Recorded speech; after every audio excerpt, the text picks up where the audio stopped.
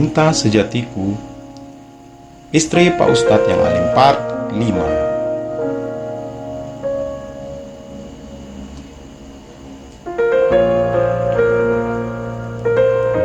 Sebelum lanjut, bantu channel ini dengan menekan tombol subscribe dan like channel ini, gratis men. Jika sudah, terima kasih. Silahkan DM ke Instagram saya yang ingin membaca full versionnya seperti biasanya.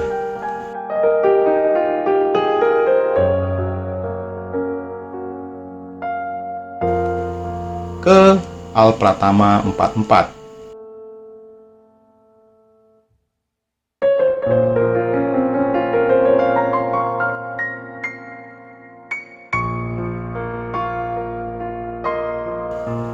Seminggu kemudian, sejak beberapa hari yang lalu, aku bagai menunggu itu waktunya lama banget terasa. Bagai menunggu berabad-abad lamanya, padahal hanya seminggu saja.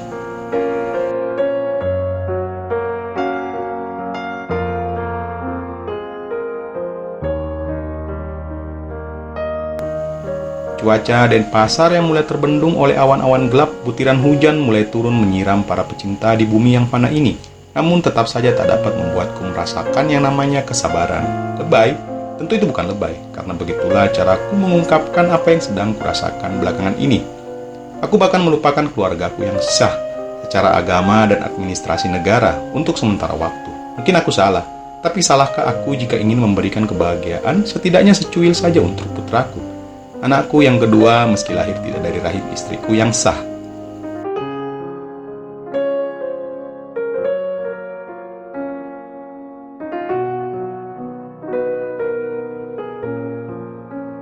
Alah, Ivan bilang saja itu hanya alasan sada. Padahal sebetulnya tujuannya untuk bertemu dengan bundanya, bukan? Sebuah monolog baru saja mengganggu pikiranku. Makin kesini makin sering ada suara-suara aneh yang membisikku. Dan pagi ini aku sudah menyiapkan pakaian untukku berlibur selama beberapa hari ke depan. Menenteng sebuah tas ransel, kemudian sarapan bersama anak dan istri di meja makan. Tempatku biasanya bercanda.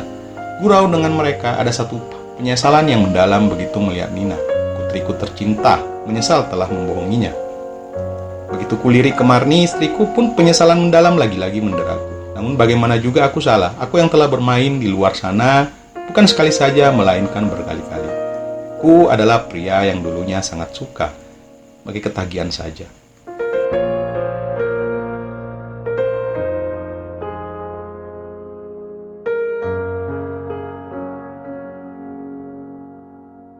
Cuma akhir-akhir ini aku malah berusaha untuk meninggalkannya.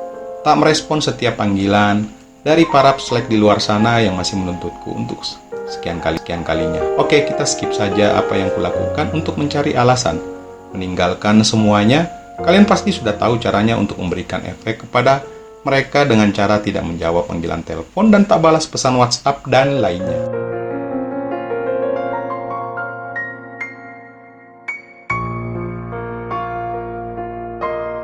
Yah, jadi keluar kotanya. Tanya Marni di sela-sela menikmati sarapanku bertiga. Jadi ini ayah udah siapin semuanya di mobil. Oh, jadi ayah pakai mobil. Iya, mau ke Blitar ketemu Pak Sunardi di sana, ujarku. Maafkan aku sayang membohongimu.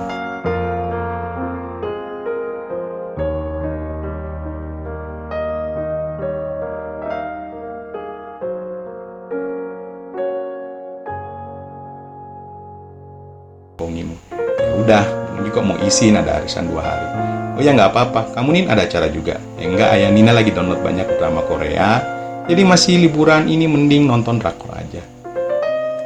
Anak pintar, ujarku sambil mengelus kepala putriku. Singkat cerita, aku pun berpamitan kepada istri dan putriku untuk keluar kota padahal aku masih ada di Denpasar.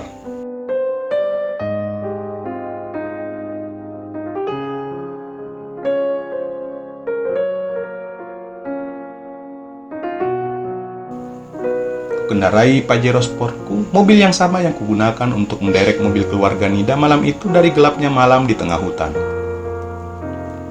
Aku semakin tak sabar untuk bertemu dengannya. Jantungku semakin berdegup kencang dikala pintu masuk kedatangan bandara mulai terlihat dari kejauhan.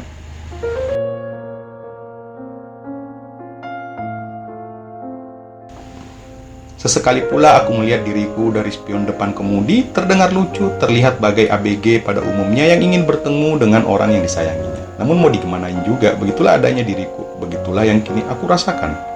Hingga aku parkir mobil ke parkiran sambil menunggu kedatangan pesawat yang Nida bersama anak-anak tumpangi dari Lombok. Keluar dari mobil, menguncinya, lalu berdiri menghadap ke jendela mobil yang ketebalan ribennya 60% ini, kedua mataku melihat penampilanku di pantulan kaca mobil. Pagi ini aku memakai baju kaos oblong berwarna hitam, jeans denim biar santai saja menurutku. Tak lupa sneakers melengkapi penampilanku. Meski aku sudah tak muda lagi, namun setidaknya aku masih bisa mengikuti lomba ajang anak gaul. Bertanding dengan para pemuda-pemuda di luar sana, ataukah hanya sekedar berlomba-lomba untuk lebih banyak menggait hati gadis remaja. Setelah aku rasakan penampilanku baik-baik saja, padahal sekiranya memang baik-baik saja, aku melangkahkan kaki dengan mantap menuju ke pintu kedatangan. Apalagi telah terdengar suara dari speaker dalam gedung bandara jika pesawat mereka telah tiba. Sumpah demi apapun. Semakin kesini hatiku semakin tak menentu. Ada malu, senang, rindu, bahagia, khawatir menjadi satu kesatuan dan menyerangku saat ini. Jantungku pun semakin berdegup kencang. Keringatku sedikit timbul menjadi butir-butir di kening. Kedua tanganku terasa dingin, padahal jelas-jelas Denpasar tidak sedang diterpa udara dingin. Inilah reaksi orang sewajarnya, bukan? Mengapa perlu dibahas lagi? 15 pun kemudian dan kekakuan tubuh ini kepahitan lidah seperti meminum obat yang teramat pahit, jantung berdegup semakin tak karuan, juga nafas yang tersengal tak dapat dielakkan lagi. Ketika sosok yang begitu kurindukan berjalan mendorong troli buat mengangkut barang bawaan ditemani anak-anak. Panji, Putri, dan Tama berjalan bersisian dengan Nida keluar dari pintu kedatangan penumpang. Aku sangat bahagia sekali melihat ini. Senyum Nida langsung terkembang begitu melihat keberadaanku.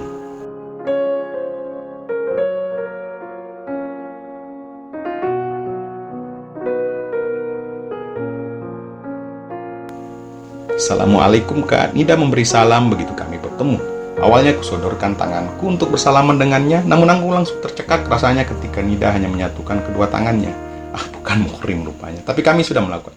Sudahlah, itu juga bukan sesuatu yang harus diperdebatkan. Waalaikumsalam. Ayo salim dulu sama Om Ivan. Putri dan Panji pun menyalim tanganku bergantian, setelahnya giliran Tama.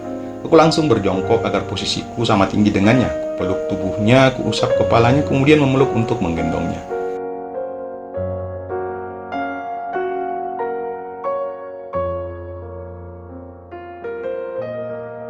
Awalnya Tama berontak, namun aku punya cara agar dia tetap diam dan tenang di pelukanku. Mungkin karena aku adalah ayah kandungnya. Sekilas aku melirik ke Nida, begitu Tama telah diam, malah dia terlihat senang berada di pelukanku. Senyuman Nida terkembang, namun posisi kepalanya sedikit tertunduk.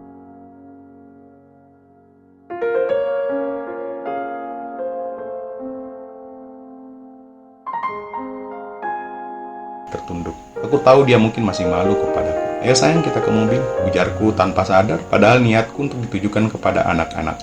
Namun entah mengapa kedua mataku langsung bergerak sendiri untuk melihat ke wanitaku ini. Dia hanya menarik nafas dalam-dalam. Kemudian mengangguk sambil sedikit melempar senyuman kepadaku. Oh iya, penampilan Nida hari ini sama seperti penampilan dia biasanya. Memakai hijab lebar berwarna biru langit dipadu padankan dengan bawahannya yang biru muda.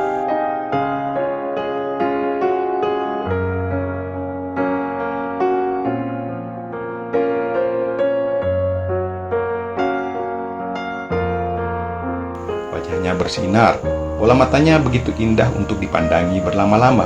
Wajah cantik nan sendu wanitaku ini kerap kali bikin jantungku berdetak cepat ketika tak sadar kupandangi sepersekian detik.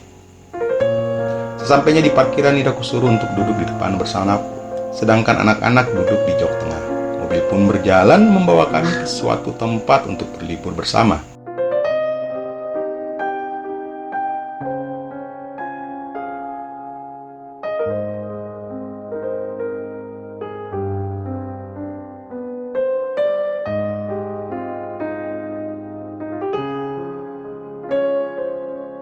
Kepada kebahagiaan yang begitu sempurna untuk kedua kalinya aku bersama wanitaku. Namun kali ini aku benar-benar bersamanya tanpa adanya Pak Rahmat, seperti kejadian sebelumnya.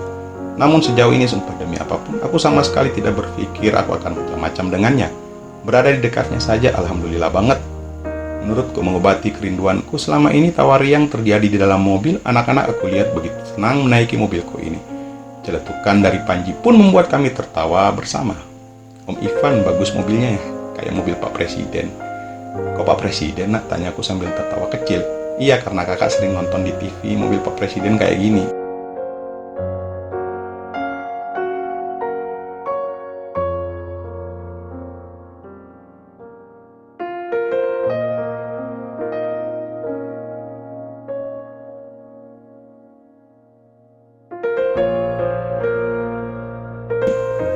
Oh ya, ayah malah nggak tahu tuh, ujarku. Lagi-lagi keceplosan menyebutku ayah kepada mereka.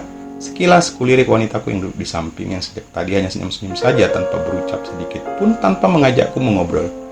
Yah, Panji ini anak tertua Nida. Dia sudah duduk di bangku SD kelas 5. Sedangkan Putri saat ini sedang duduk di kelas 3. Mereka selisih 2 tahun. Cantik dan ganteng. Itulah pertama kali yang langsung terpikirkan olehku ketika melihat pertama kalinya mereka berdua.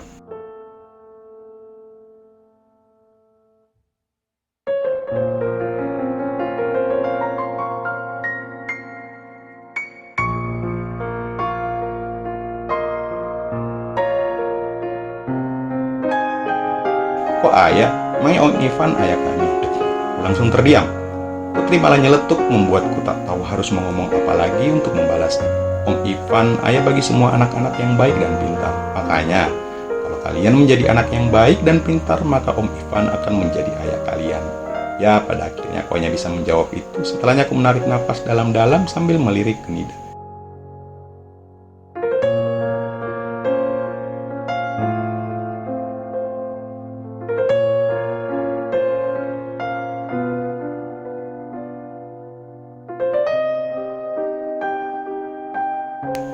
Dia tersenyum. Senyumannya Gusti bikin hatiku bagai berbunga-bunga. Aku nggak akan mampu untuk tidak memeluknya untuk sebentar saja ketika tinggal aku berdua saja dengannya. Sambung part 6.